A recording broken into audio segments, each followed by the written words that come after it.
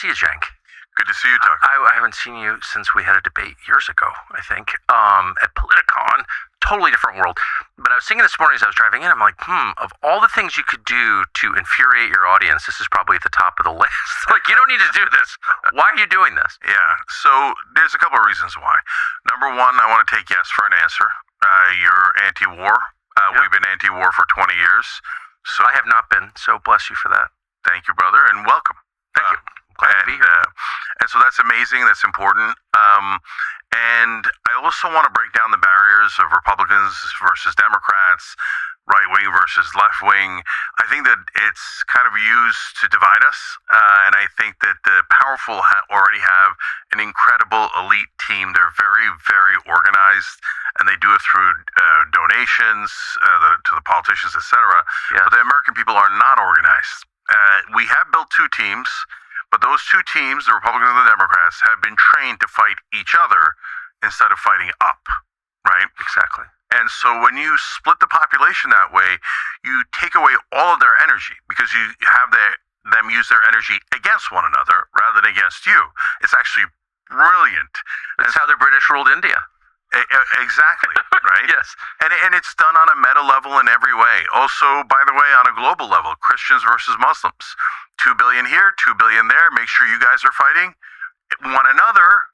And hey, look at that. We've used up all your energy fighting one another and not looking up. I've noticed, yeah. Okay.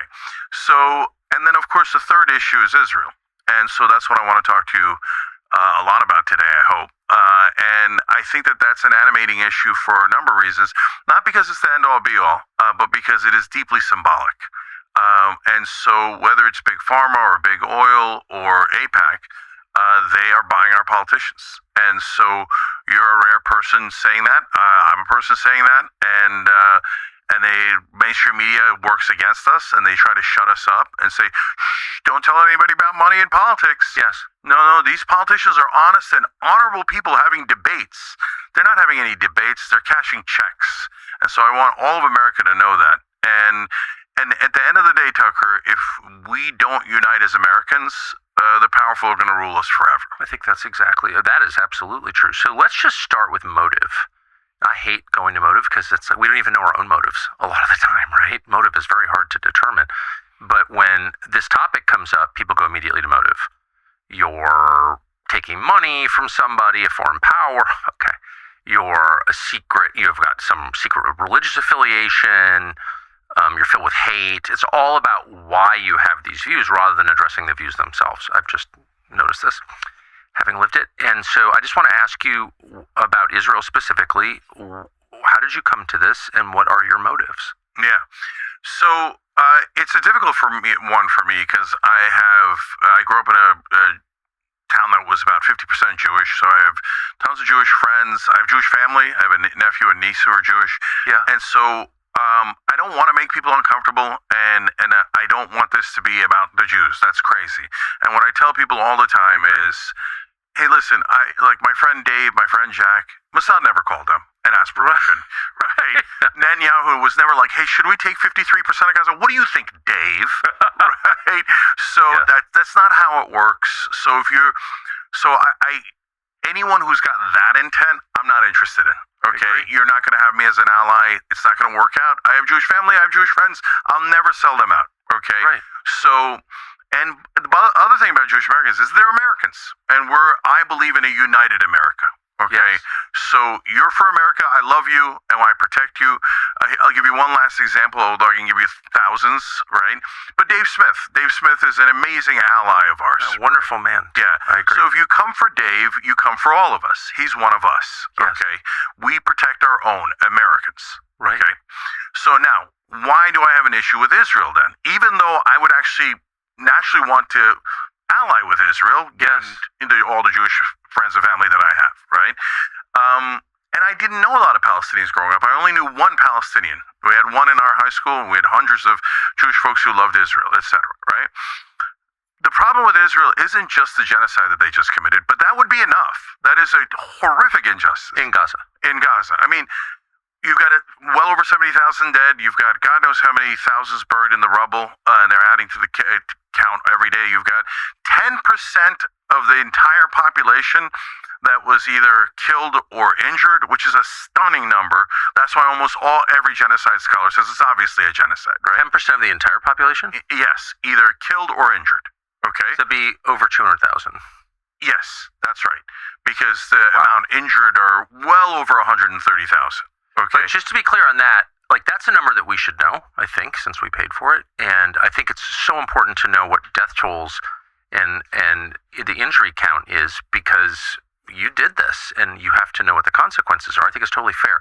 We don't know in the Russia-Ukraine war. We have no idea. And we have no idea in Gaza. So I just want to say that there are estimates that it's over 500,000. I don't know if that's true or not, but that's the point. We should know that. Yeah, we have a right to know that. So, Tucker, that's going to go to points 2 and 3, which... Sorry, I could have just erupted with him. He started erupting. No, not at all, not at all. But I want to come back to that, because 2 and 3 are super important, because it's symbolic of the power that all the donor class has, not just Israel. But also, with Israel, you have gaslighting that is extreme, where you don't have that in any other Can you explain what that is? So you'll say, hey, I don't think we should give Israel another $30 billion or another $100 billion. I want to get into all these numbers in a second, right? And they'll say anti-Semite. Now, so wait a minute, that doesn't make any sense. Like, we could Mad Lib this, right? You take any Israeli talking point and put in a different country, and it sounds absurd, right? Yeah. Like, you owe Thailand $300 billion. People will be like, what? No, we don't. Anti-Thai racist, right? You're like, what? I don't even know any Thai people. What are you talking about? You're an anti-Thaiist, right? No, I'm not, right? Why do you hate Thailand? Exactly, but you're obsessed with Thailand. That's my favorite. You're obsessed with Thailand. Okay. Well, by the way, I would be obsessed with Thailand if Thailand took $300 billion off of us, right? And if Thailand was like, you have to attack everyone else in Southeast Asia. You know, we have a Thai Christian heritage. Yeah. And imagine if India did that. And they're like, we have a Hindu Christian heritage, and that's why you need to attack Pakistan.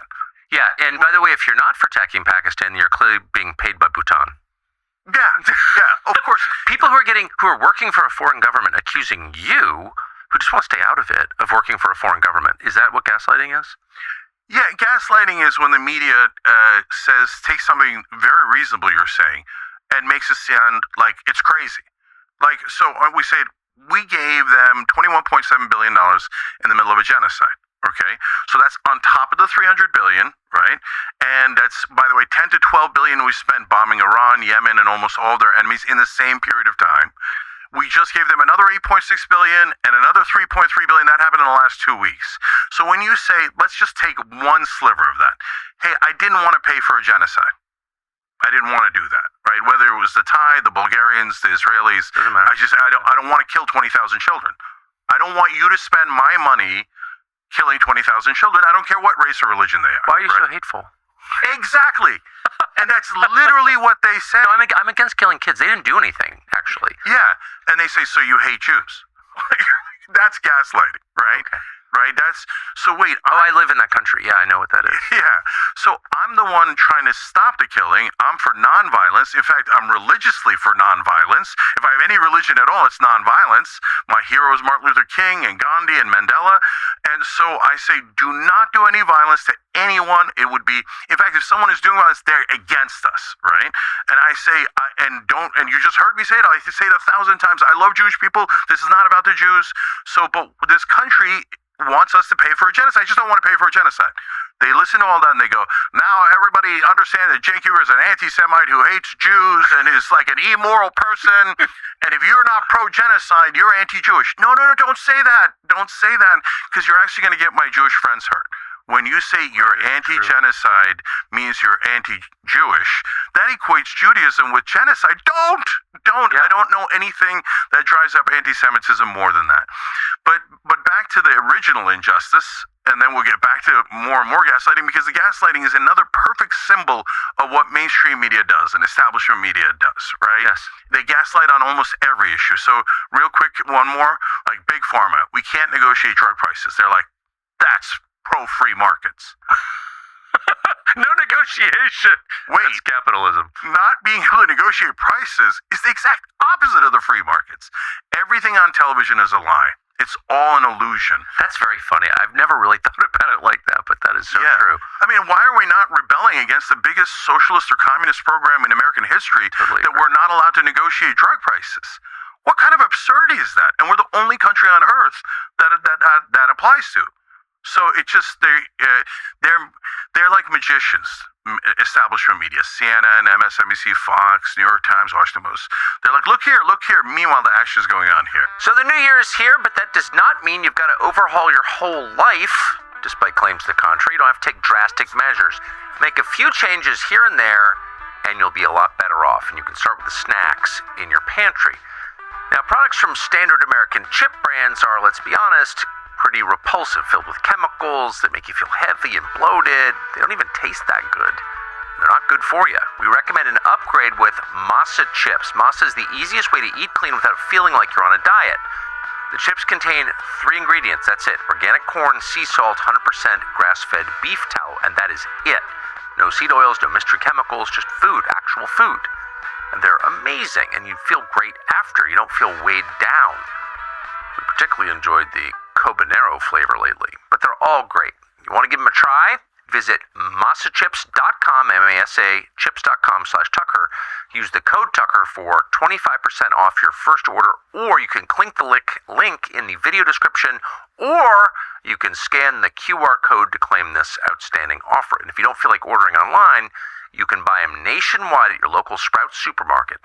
Stop by and pick up a couple of bags before somebody else does. Well, the original argument, as I remember, I was never involved in this, but I was in, libertarian adjacent world a lot of my life. And so I remember hearing that argument, and I remember thinking, yeah, what is that? And they were like, no.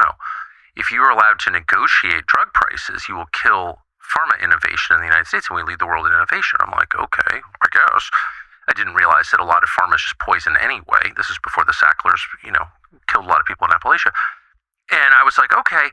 But then you watch pharma offshore. Like they offshored. Like New Jersey, you grew up in New Jersey, was a pharma stronghold. Basking Ridge, that whole area is filled with pharma companies that are making the drugs there. They are not anymore. We don't make antibiotics. We don't make vitamin C. We don't make all these drugs because they offshored them. So we protected them from fair competition by eliminating negotiation, and they left anyway. So, what? What's the upside here? I can give you 1,000 examples.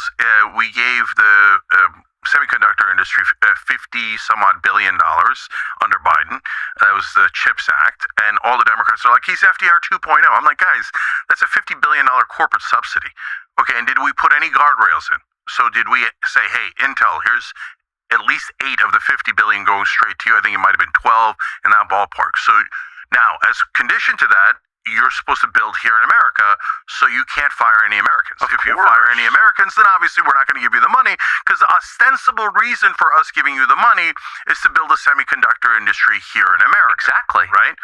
Intel fired 8,000 people right after the bill passed because there's no guardrails. Because why? Intel wrote the bill. 8,000 Americans? 8,000 Americans, of course, immediately. They fired them immediately. It's a joke. The whole thing's a joke. None of the politicians mean it, and the people that allow them to get away with all of this. So all of that is the robbery, right? Mainstream media is the getaway car. Okay, so they come in and they make excuses. Oh, FDR 2.0, it's brilliant to give away your money to the semiconductor industry. It's brilliant to give it away to Big Pharma and to Israel. And if anybody objects, they're conspiracy theorists and anti-Semites, etc. Their job is not to cover the news, it's to cover up the news. So, I mean, again, look at... That is literally true. Yeah. So, Obama ran a campaign ad called Billy back in 2008, and it was about the deal to not negotiate drug prices. It was outrageous. Everyone hated it. A Democrat named Billy Tauzin had negotiated it in Congress. That's why the ad was called Billy. And Obama was saying, I'm not going to be like those Democrats, right? Yeah. He got in, said, we're not negotiating drug prices. Trump said, we're going to negotiate drug prices. Not going to negotiate drug prices. So I knew Billy Tauzin really well, for a wonderful guy from Shack Bay, Louisiana. Just a really charming guy. I used to hunt with him a lot. And I always loved him, still do. But he went from Congress to, what do you know what his next job was? Lobbyist. Head of? Big Pharma. Exactly. He was the head pharma lobbyist. And that's my point, Tucker. I'm not attacking him, but that happened. I was there. Yeah. Like, what? So mainstream media looks at that and goes, "No, I don't see it. I don't. Big Pharma gives more, like 4 times more than the Israeli lobby does," and they're like, "No, I don't see it." I'm like, "Isn't the adage follow the money?" Like, so here is an industry giving billions of dollars to politicians. That's a lot of money. Oh, yeah. 5,000 at a time, right? And then to super PACs, etc. They seem like they're bribing almost all of Congress. Nope. Conspiracy theory. I had a... Because they're bribing all the media, too, with drug ads. Of course! That's their number 1 advertisers are drug companies. Number 2 advertisers, by the way, are politicians. Why do they always say that politicians are honest and they're having real debates? Because politicians are actually their top clients.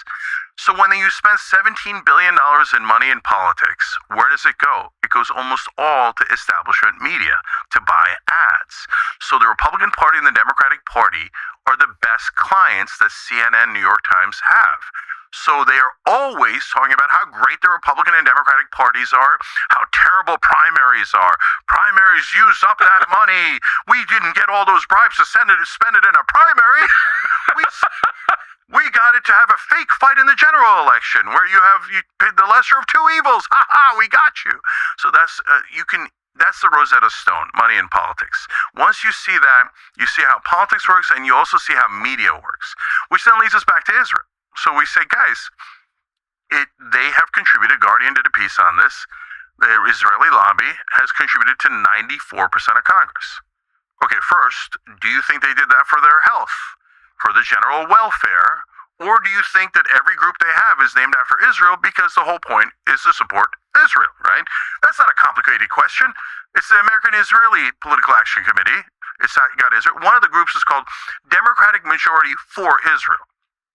They ran $4 million worth of ads against Nina Turner, which is one of Bernie Sanders' campaign chairs, to make sure that she was defeated by Chantel Brown. Chantel Brown was one of 11 people running against Nina Turner, had almost no ratings at all. Nina had a 35-point lead. She was running against the Lilliputians. Chantel Brown puts a statement on her website saying how much she loves Israel. Boom, $4 million appears. All in favor of Chantel Brown, all against Nina Turner. That's her raising her hand saying, I will work for Israel. And what happened in the end? So they erased a 35-point lead. They bought every ad in Cleveland. And most importantly, they got mainstream media to say, now remember, Nina Turner hates Joe Biden, so she loves Donald Trump. Now that's Cleveland voters. They don't want that, right? Now, is that true? No. She has said a statement that voting for Biden is like eating a half bowl of shit. But she said, but voting for Trump is like eating a full bowl of shit. So what am I going to do? I'll eat the half, right? They never, ever put the second half of the statement in. They just said in every news story, whether it's on TV or in the newspapers, Nina Turner says voting for Biden is eating a half bowl of shit. She's so Trump favorite. But how could she be pro-Trump? The rest of the sentence says he's twice as bad. So people in mainstream media are giant liars. They've lied about me all the time. They lie about Republicans, Democrats, but mainly they lie to protect the donor class. So then, again, back to Israel, and because it's such a perfect symbol, 94% of Congress. It's not 34%. You had 34%. You can say, yeah, they have a lot of control. That's a lot of money that they're giving to a third of our Congress. At 64%, you'd say, come on, they have enormous power, if not control. At 94%, it's clearly control. Further part of that Guardian story is 82% of Congress votes basically with Israel every single time. That 82% on average gets 100, just in that last election cycle, let alone all the other ones, $125,000 per member of Congress. Now, establishment media says that's not a bribe. They're just talking to one another. Oh, hey, how you doing? Here's $125,000 so you'll vote for Israel. But it's not so you'll vote for Israel. It's so you can have a better debate or whatever. And they're like, of course, that's not a bribe, and they don't control those members. Well, how come they vote with Israel every single time? Why don't you follow the money? I thought the old adage of journalism was follow the money. And every time we ask you to follow the money, you call us an anti-Semite. That's really, really weird. That's a super weird thing to do. Again, Mad Lib, fill in any other country. Imagine that Bulgaria was giving to 94% of Congress. Or Great Britain or Sweden. Or any country. It doesn't matter. It doesn't matter.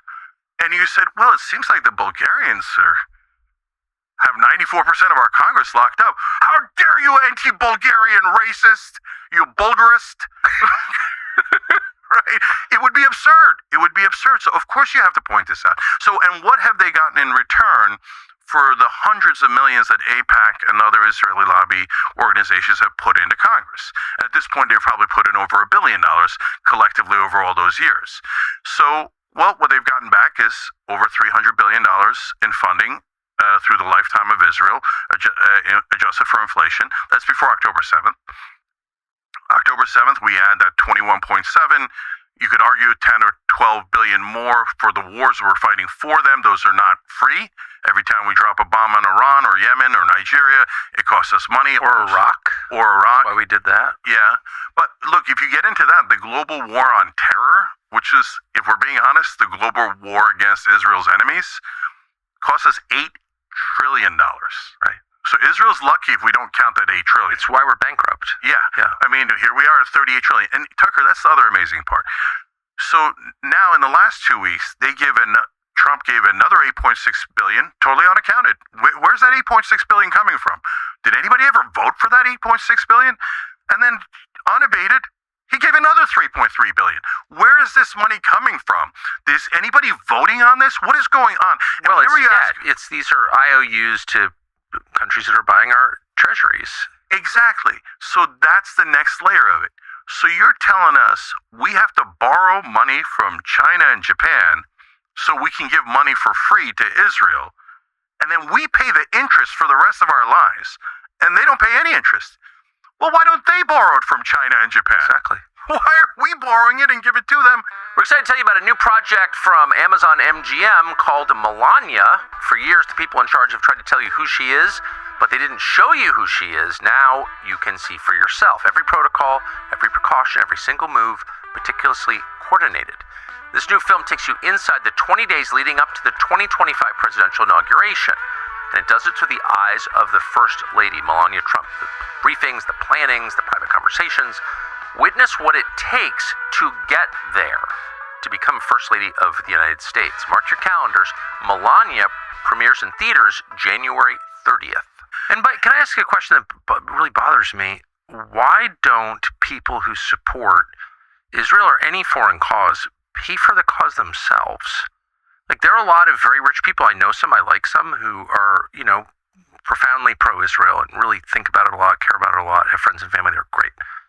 Why don't they, and some of these people are worth billions and billions and billions, why do taxpayers have to pay for this? Why don't they just donate the money to Israel? I never have understood that, and no one will answer that question. Because of leverage and economies of scale. So let's take Larry Ellison as an example. So to be fair to Larry Ellison, the founder of Oracle, he actually did the thing that you say. He gave $16 million to the IDF in the middle of the genocide as a donation. Well, how about $5 billion? I mean, that's $16 million it's not much, actually. Yeah, so I'm going to get back to that. So he's like, hey, genocide, well done. Keep genociding. Here's 16 million more. It's an outrageous thing to do. But okay, you love Israel. You love that they're committing a genocide against Palestinians. You despise Palestinians. You're deeply racist, and you're a bigot against Muslims. That's your business, Larry Ellison. Okay. So, but now he thinks, wait a minute. What if I give to American politicians, and then instead of me giving the $5 billion or the $50 billion, we get to sucker American taxpayers to give it. Right? So now how can I do that? It's actually simple. It's so dishonorable that I can't really even fit that in my head. To folks, I don't force other people to pay for charities I support. I mean, I support them because I support them. I mean, that's what integrity is. I can't imagine sticking a gun in someone's face and say you have to donate to my charity. Yeah. So, and in this case, it's not a charity. It's a cause that you believe in. Yeah. Okay. Yeah. So then, Dropsite News has done some terrific reporting, and they found emails of Ehud Barak, the former Prime Minister of Israel, and others. Can I say, Dropsite News has done some amazing reporting. Yeah, fantastic. It's unbelievable. And in fact, the way that establishment media is not covering their stories shows you what a joke it is. Dropsite News breaks more stories. I wasn't really sure what it was until recently. They're breaking more stories than the New York Times, Washington Post put together by far. Yeah, it's not an accident. That's because they're trying to break stories. And yes, the New York they are. Times is trying to do the opposite. And yeah. The Epstein stories are amazing, and we should get back They're to that. Unbelievable. I'm sorry to interrupt. I just wanted to say that. No, absolutely. So, Dropsite News found emails of Larry Ellison talking to the Israeli ambassador. and he says, this is back in 2016, 2015, 2016, that campaign. And he says, I'm going to go vet Marco Rubio for Israel. Now, remember, Larry Ellison's ostensibly an American, okay? But he doesn't, he's talking to the Israeli ambassador and says, I'm going to make sure Marco Rubio is on Israel's side. Then he goes and talks to him at a party. He comes back and then reports back to the Israeli ambassador. Don't worry, he's on our side. I'm giving him $5 million for his super PAC. By the way, at that time, that's against Donald Trump. Okay, so that's Larry Ellison saying, I'm basically buying Marco Rubio on behalf of Israel. So that doesn't even go to Marco Rubio's AIPAC tracker. On an AIPAC tracker, he's over $1 million from the Israeli lobby, but they've got all this secret money and their super PACs and all the other things that they have. And in that case, he's caught because we have his emails. So don't tell me he's not working for the Israelis when we have emails showing he works for the Israelis. And then what is the consequence of that? Hey, look at that, Marco Rubio, Secretary of State. And now we're going to war against Iran, maybe Venezuela. We're doing everything that Israel wants. And so that's a nice break they caught. What a coincidence. And by the way, this is not a partisan issue. You had Obama's former speechwriter go out the other day and say, we probably overtaught the Holocaust to our kids. Okay, this woman, I think Sarah Hurwitz, but if I've got the name wrong. That's right. Yeah. So that's off the top of my head of who she is. But she, Obama's speechwriter, and she says we taught them the Nazis were strong and oppressed the weak, but now Israel is strong and targeting the weak. So we shouldn't teach that anymore. I'm like, do you hear yourself? Do you hear what you're saying? And then at Free Press, somebody wrote an article about, oh, our kids, they're against genocide now. What did we do wrong? You didn't do anything wrong. You taught them a wonderful thing. You taught them Jewish culture. Never again stick up for the underdog, question authority. You can't murder innocents. I mean, that's like a baseline. You can't murder people who didn't do anything wrong. Because it is murder. There's no justification for killing innocent people, ever. So, if you think about it, let's just take the Marco Rubio example. And I'm not putting it all on Rubio. It's a giant institution and infrastructure. And like I said, it's 94% of Congress, right? But you put in $5 million to Marco Rubio. A decade later, he's Secretary of State. And in the middle of your genocide, you got $21.7 billion. Now, if you're Larry Ellison, do you want to put in the $21 billion yourself? Or do you want to put in $5 million to a politician, and then you get the $21 billion for free? The problem is that it treats the people who are giving the money against their will. There's never been a vote on this. It would, if there was a national referendum on should we be sending tens of billions of dollars to a country, not our own, of course, it would fail immediately. But it treats those people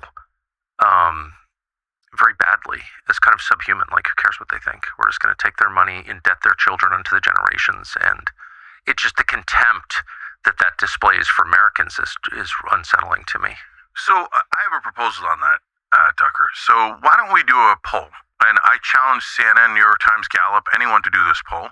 And if none of them accept the challenge, then we'll do the poll. We'll commission the poll, and then we'll see. And then they could verify it if they like. And the poll is, does America owe Israel any more money? Because every pundit on television say, we owe Israel. We owe Israel. They never explain why, right? People really say that? All the time. They say, okay, what do you mean, $300 billion? You owed Israel. Of course you should pay them $300 billion. Why did I pay them 21 or 31 billion in the middle of a genocide? You owe Israel. Why do I owe Israel? No one ever explains. I've never heard that. They actually say that out loud. We owe them? Of course. For what? Where's the debt from? Yeah, and so when I press on every one of these talking points. That's part of why they despise me, right? And I say, okay, help me understand that. Why would we owe Israel? Well, they suffered a Holocaust, the Jewish people. Well, first of all, the Jewish people did, not Israel, right? That's different. Okay, but wait, we rescued them from the Holocaust. And all those Americans died. A lot of them, hundreds of thousands of Americans died fighting that war. If we rescued them from the Holocaust, why do we owe them money? It's like none of these talking points make any sense. If all you do is, just prick the bubble and people instantly go, oh, wait a minute, lift the curtain. So here, we rescued. But they'll actually say that? Yeah. So the Bosnians, right, for example, right? We rescued them from a genocide from the Serbs, right? And I'm proud of that. And I think we did, we saved tons and tons of lives. And you can say, maybe we shouldn't have interfered. Maybe we should be more isolationist. It's a good debate, but at least we did something demonstrably good there, okay? Did the Bosnians, after we rescued them from the genocide, come and to say to us, you owe us? No, they said thank you. By the way, you won't find anyone on this planet who loves Americans more than Bosnians, okay? And so they love America. They appreciate America. Poland lost 5 million people in the Holocaust. 1.8 million non-Jews, 3 million Jews. So after the Holocaust, Poland could have said, you owe us. No, we saved Poland. Russia saved Poland. We saved Jews. Russia saved Jews. By the way, did Russia ever get a thank you after losing, 20 million or so people in the war, right? Instead, now Israel's constantly attacking Russia. I got no love for Russia. I think Putin is wrong. I don't think he should have invaded Ukraine. But wait a minute. Why does anybody owe Israel for anything? It doesn't make any sense at all. No, it doesn't. Okay? So now they want a new memorandum of understanding. They were going to try to make it 20 years, and partly because of you and us and all the people that are going, wait, why? That a memorandum of understanding is a president saying, we owe you for the next 10 years, 20 years, etc. And that's an agreement between the United States and Israel. Yes. So, for example, Obama signed a 10-year memorandum of understanding saying we owe Israel $3.8 billion every year for 10 years. So no votes on it during that period. The only votes you get is it gets put automatically into the budget every year. And once it gets put in, you have to actively take it out. But if you have to go to take it out, they'll call you an anti-Semite and try to ruin your career. I have amazing stories about that. Marie Newman, a U.S. Congresswoman, voted against one of the appropriations that Israel got. 4 Democratic colleagues come on the floor of the House and say, how dare you? How dare you vote against Israel? We're going to take away all your money. Actually? Yes, you could ask Marie Newman about it. She said it on the Young Turks. This happened just a couple of years ago. Okay, she was in Congress from Illinois. They said, we're going to take away all your money, and we're going to spend a ton of money against you. Her own party? Yeah, her own party. And that's what happened. They spent about $4 million against her, eliminated. No way. Andy Levin, a Jewish-American congressman from Michigan, kind of a legendary Jewish family in Michigan. Yeah. Carl Levin was a senator. Yeah, Sandra Levin, yeah. Yeah. Andy Levin says two-state solution. He says, I love Israel. I'm a Zionist. Okay? But obviously we should have a free and independent Israel and a free and independent Palestine. $4 million against Andy Levin, eliminated. No way. Eliminated. Jamal Bowman, you think it was about the fire alarm? Right? You might be upset about the fire alarm or whatever else Jamal Bowman did. The Israeli lobby spent $19 million eliminating Jamal Bowman. Cori Bush, eliminated. Okay? Anyone who opposes Israel is eliminated. This year marks the 250th anniversary of our country, and it's a great time to think about what makes America strong. Companies that make their products here play a major role in our national strength. American workers working with American steel. That is the source of pride, and Liberty Safe is one of those companies doing it. Liberty has been building gun and home safes in the U.S. for decades. No imports and no shortcuts. Just authentic American craftsmanship designed to protect families, their firearms, their valuables for generations. Plus proven fire protection and a lifetime warranty. We have one proudly, a big one, not to brag, and protects what matters most. That's part of your responsibility. Supporting American workers is part of patriotism. Liberty checks both boxes. Built for the long haul, built in this country, built in America.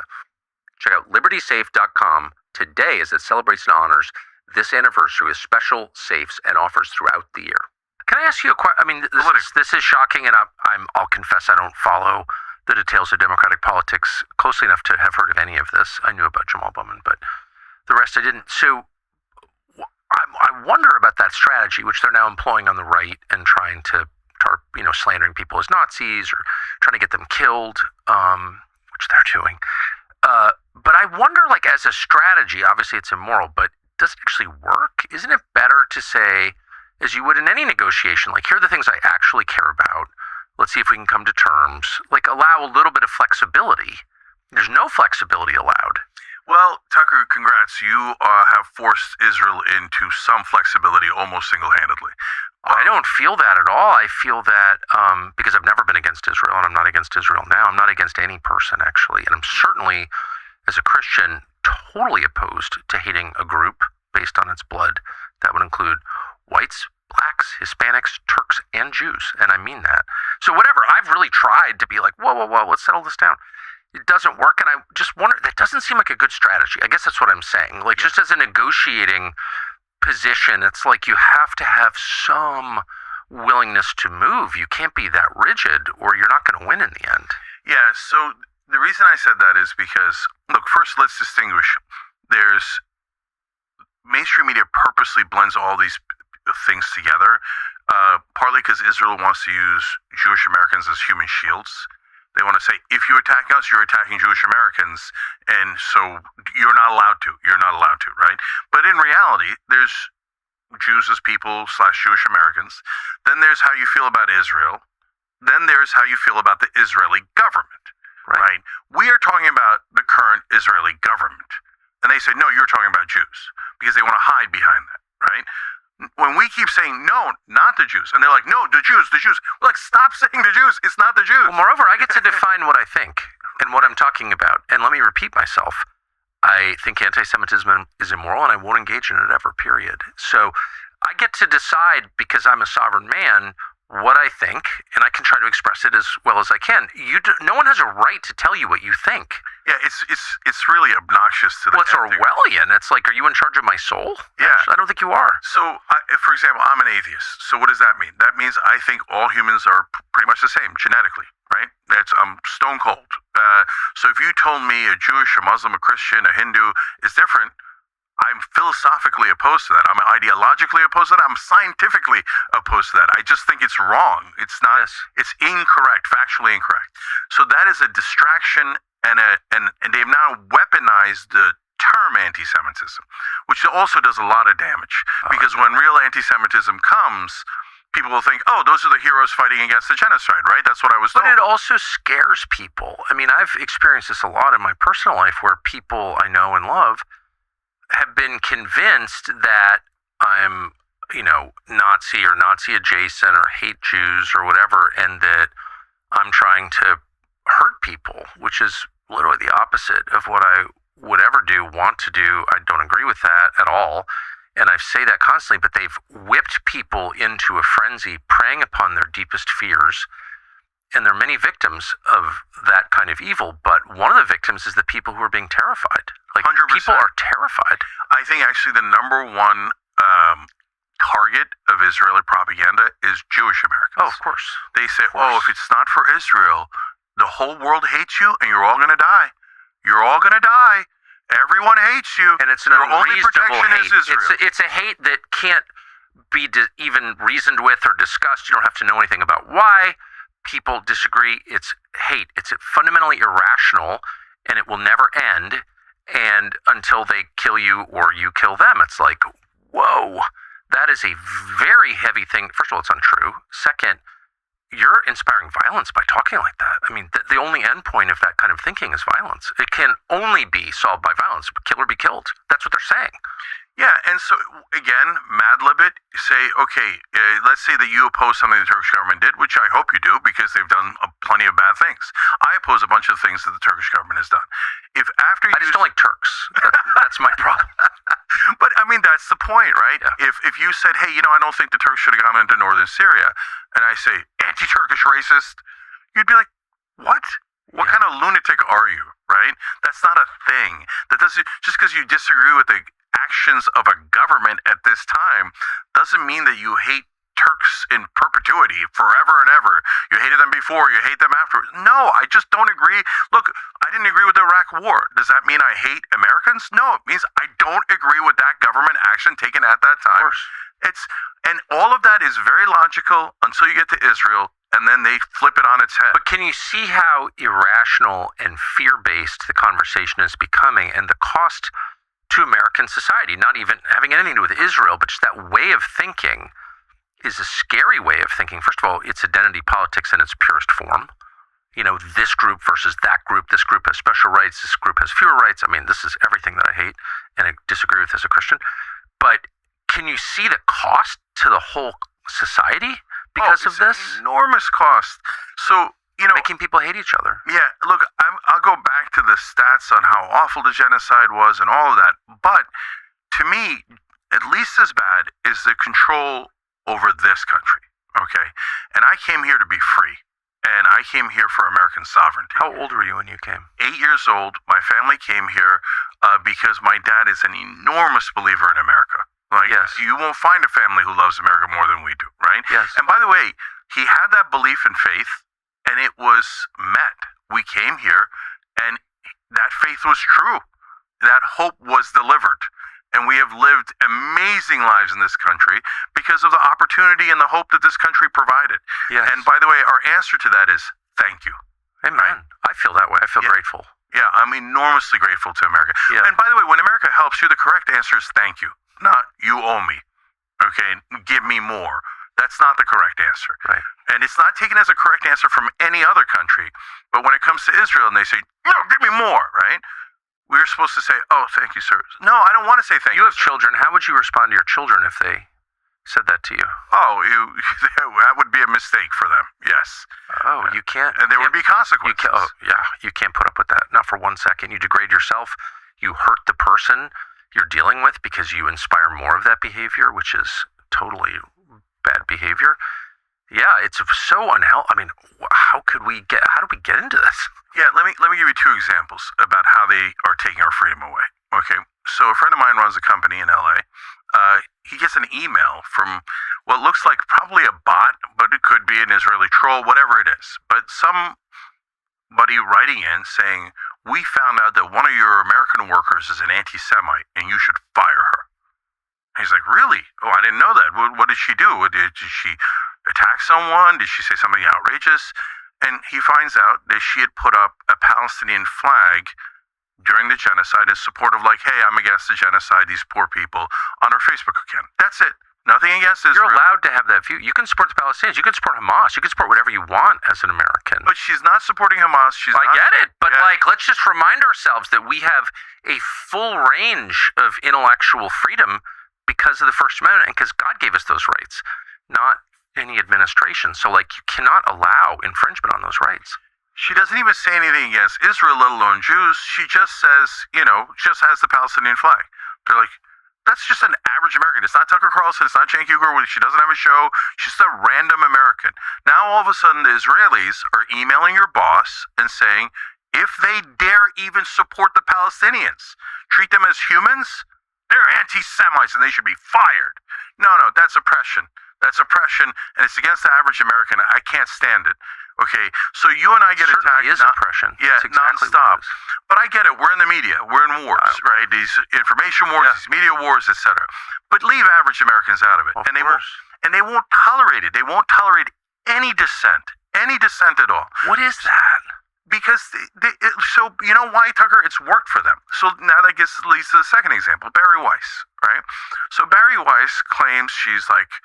Remember when she was at the New York Times, she's fighting against cancel culture. Our college campuses have been taken over by cancel culture. She promoted cancel culture when she was on the campus of her college, Columbia, when she pushed for anyone who was against Israel to be silenced. I mean, she's always been for cancel culture. Exactly. So she actually started her career as a student who went around saying, I'm proudly Zionist, and I'm going to try to take out Arab and Muslim professors who don't toe the line for Israel. So she got famous doing cancel culture on college campuses. Oh, I remember very well. Then she pretends in the middle of her career that she's against cancel culture, specifically on college campuses. I mean, the lie is so brazen, right? And then she goes to Free Press and then starts cancel culture again on college campuses. They spoke out against Israel. They should be fired. They should be arrested. Oh, yeah. It's wait. I'm a dangerous Nazi. Yeah. You're talking about arresting Americans for disagreeing with another government, with another country. I mean, if you're not bothered by that, then you have a servant mindset, right? Yes. These folks obviously have 94% of Congress. They obviously, pro-Israel factions have almost all of establishment media. We can come back to why, okay? And I'm okay with it. I will serve them. Well, I'm not okay with it. I don't want to bow. I love that America's free. We came for that freedom, and that freedom is delivered for us. But I don't want to give it away. I don't want to give it away to anyone. If I wanted to give away my freedom, I would have stayed in the Middle East. Yeah. Okay? Okay, I came here for the promise of America. Our family did. So, and among Muslim Americans, there is no group. I was born Muslim. I'm atheist now. Okay, so at 22 I went through the religions. It wasn't for me. Okay, but am I going to defend my family and my background? Sure, I am, of course, right? But ideologically, I'm atheist. So this country had room for me, and this country didn't ask, "Are you Muslim? Are you atheist? Right. Are you this? Are you that?" It gave me the same rights as anyone else, and I love that.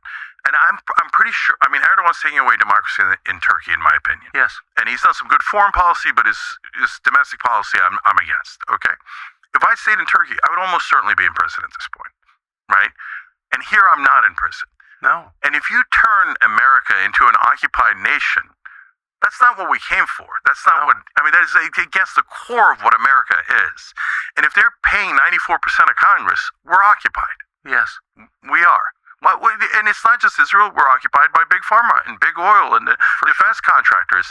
But all those politicians represent those people and not us. I would love, my driving goal is regain American sovereignty. And when I go to talk to Muslim groups, they say, look, now all of a sudden they're very open to the right wing. Why are they open to the right wing? Because you, Candace, Megan, and others are saying, hey, maybe we got fed a lot of propaganda to hate Muslims because they happen to be Israel's enemies. Well, of course.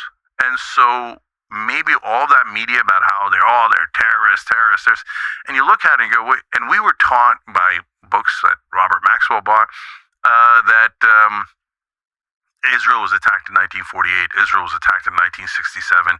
Israel's always the victim. And then you look, you go, wait a minute, 1967, Israel attacked.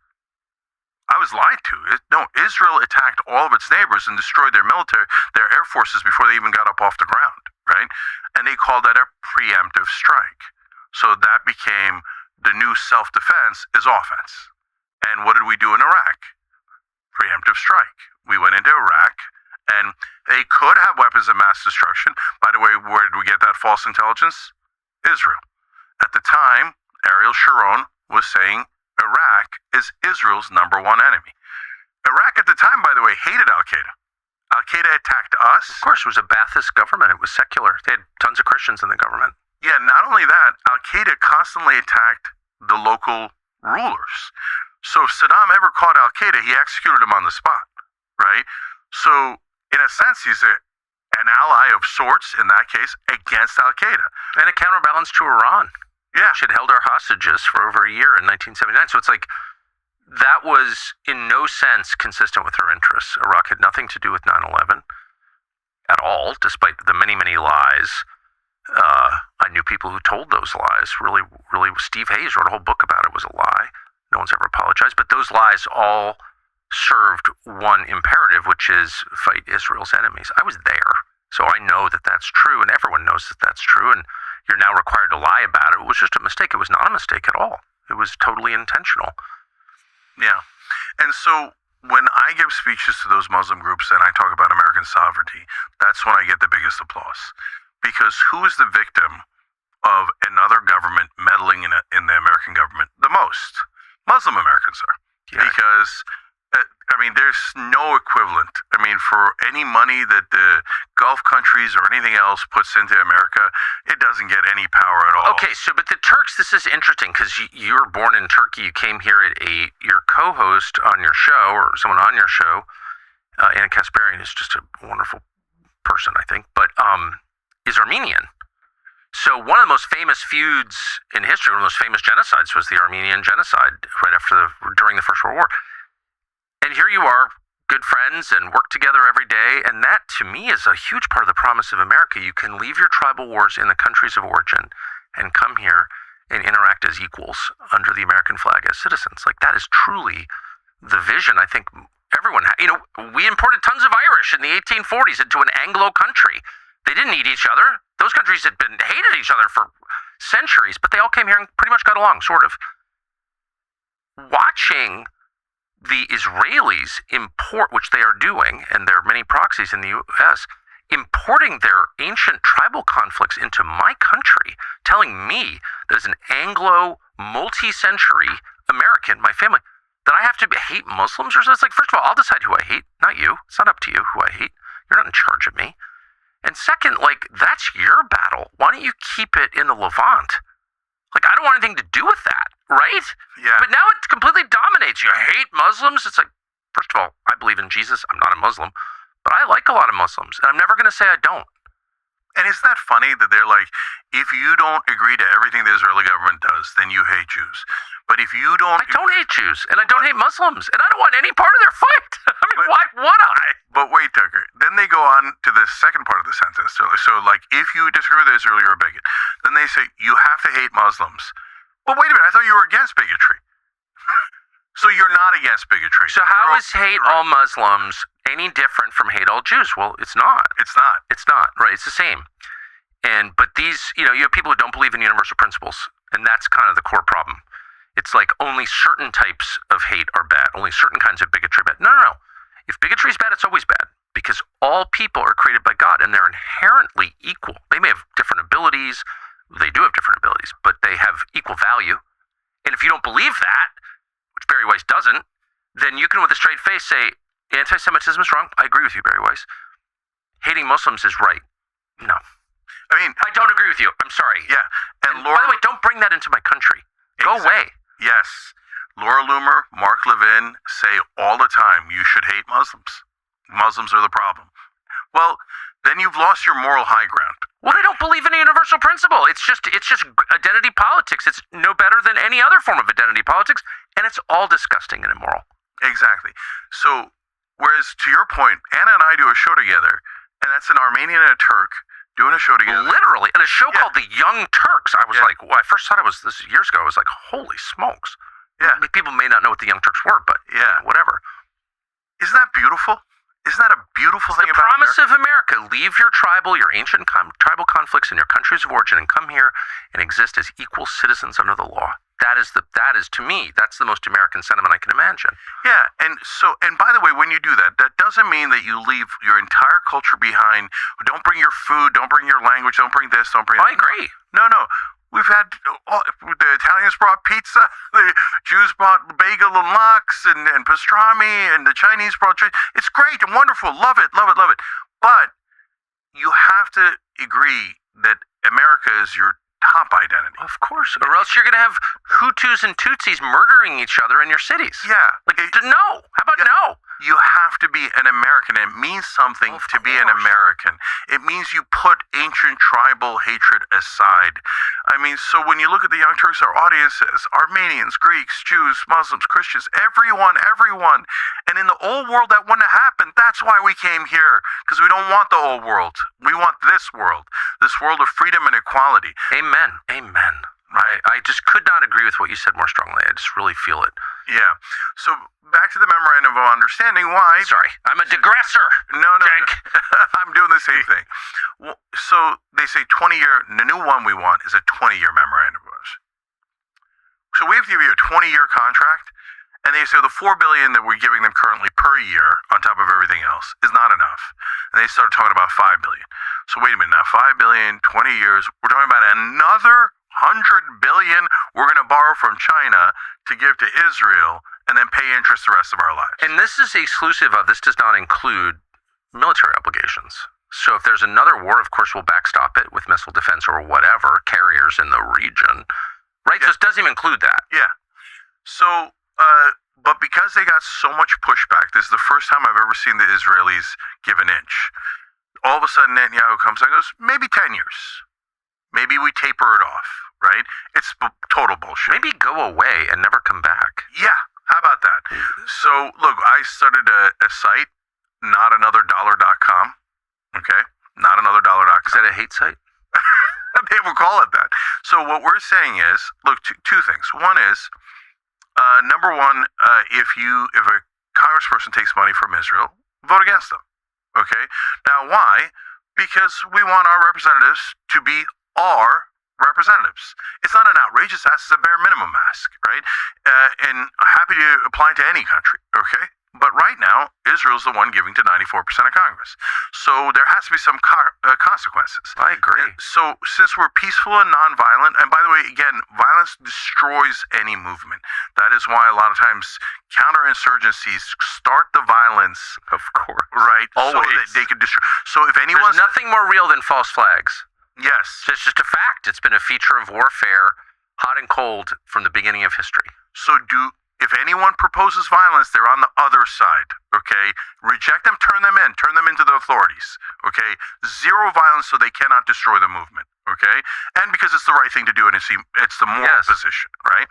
So what we're saying is, I also have OperationConsequences.com. It goes to the same thing. So what are the consequences? Not violent, not hatred, not anything. Just if you vote with Israel to give them another dollar, we're going to vote against you.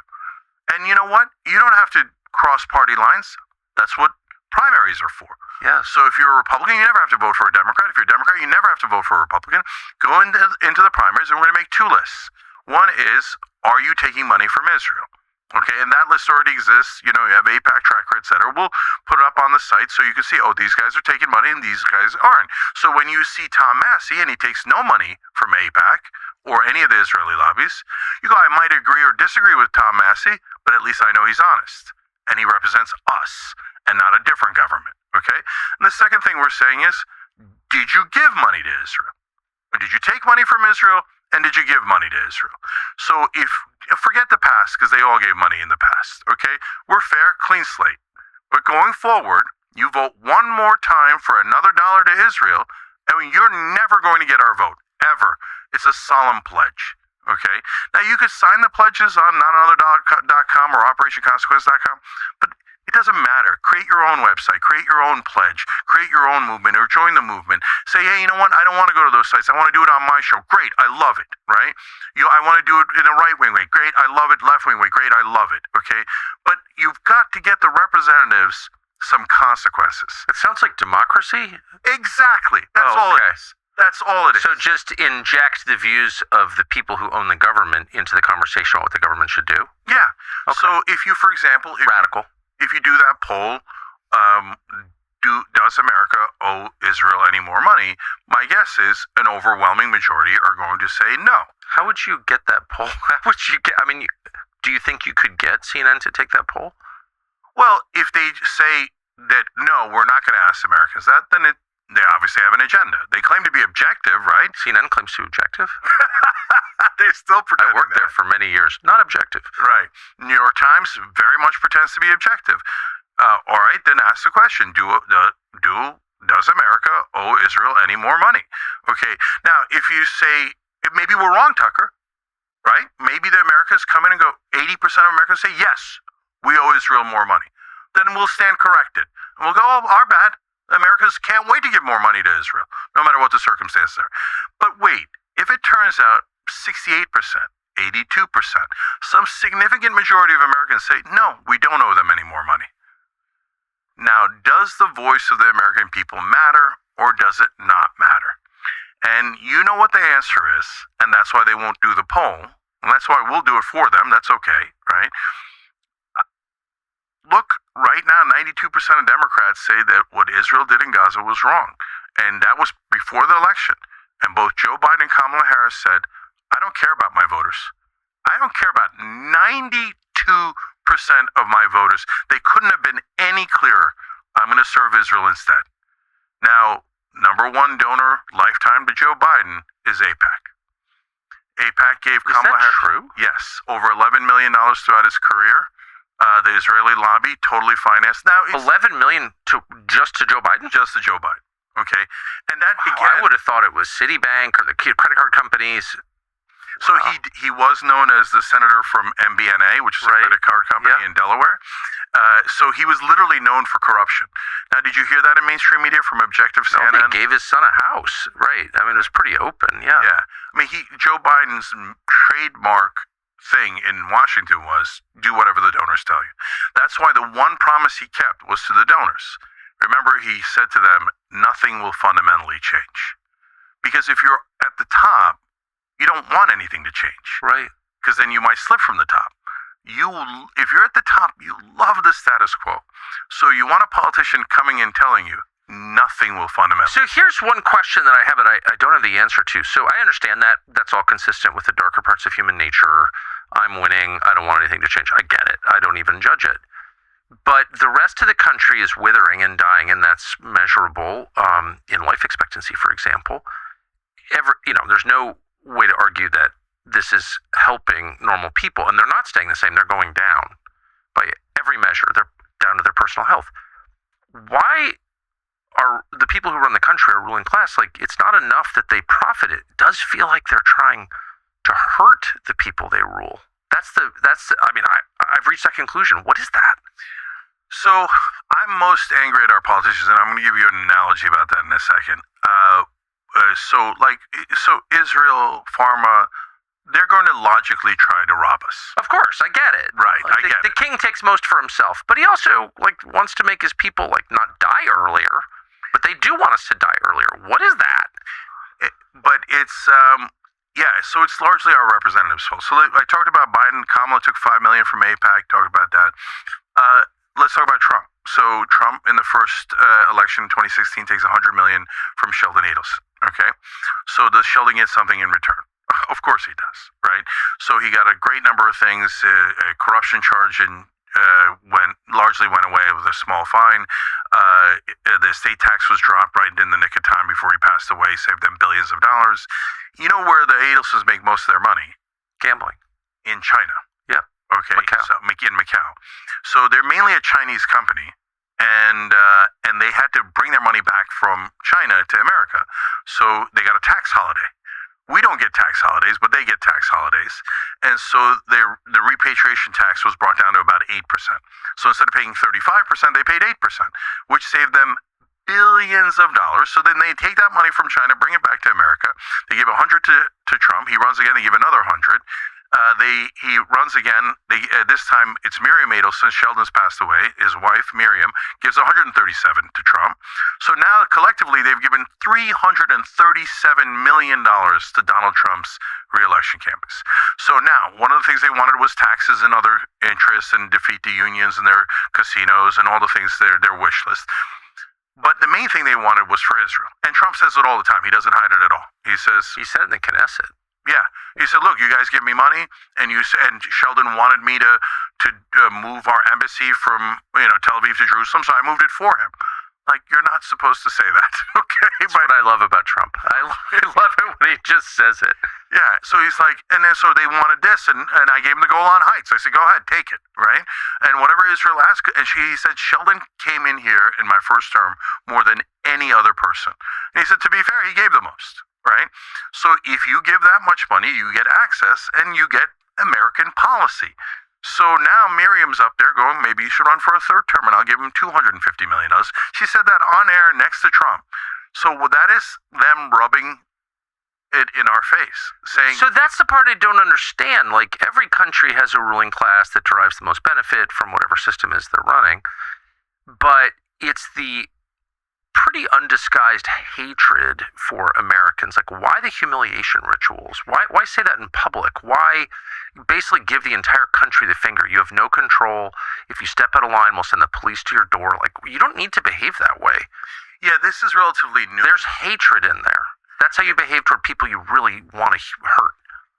Before they were more subtle about it. Right? Yeah, that's why I never said anything. I wasn't fully aware of it, but also it's like it's working. It's, whatever. I don't want to get involved in this. But all of a sudden it's like, you're not allowed to live in the country that you were born in because you disagree with a foreign country. It's like, why are you talking to me like that? Who do you think you are? What are you doing? So since they're starting to lose control, now back to the American people, overall, this was about 6 months ago. The numbers are probably starker now, but 60% of Americans said we don't want to support what Israel is doing with financing anymore. 60%? 60% for Gaza. Okay, wow. They said we are not backing what Israel's doing, and only 32% said yes. So 2-1, very, very, very clear. The American people 2-1 don't give Israel any more money to kill more people in Gaza. Don't do it. And all of our politicians, Democrats and Republicans, are like, no, we're going to give them more money. We don't care. Shut up, American people. So why are they switching to this new harsher tactic? Because I think they're going for intimidation. They've already lost the people. They've lost the propaganda wars.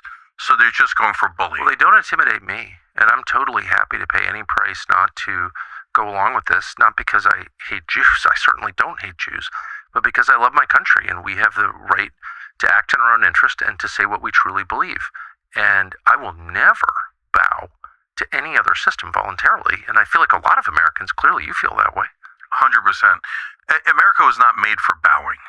Okay, so not to things that hurt my family. I'm happy to bow before God. I'm not too arrogant to bow, but I'm not going to bow to something that hurts my children. Like, I'm not going to do that. And no, they're not going to take our freedom away. So back to your point about the humiliation rituals. Then why do that? It gets way worse. In case you don't know this, for the folks at home, the Adelsons then lobbied Trump to get Jonathan Pollard back to Israel. Okay, so Jonathan Pollard's a traitor. I mean, as big a traitor as we have ever had in this country. And a true hater of America. Says it out loud all the time. Yeah. And he goes further. He endangers Jewish people by saying, if you're a Jew in America, you should work for Israel like I did and betray America. He says that, okay? So now this is as despicable anti-American character as you will find on planet Earth. So not only do they lobby to get him back to Israel, first of all, he should never have been let out of jail. Ever. What did the Israelis do with the with the Navy secrets that he gave them? Do you know? They gave them to the Soviet Union. They gave them to the Soviet Union in exchange for refuseniks. I remember this. I know people were involved in it.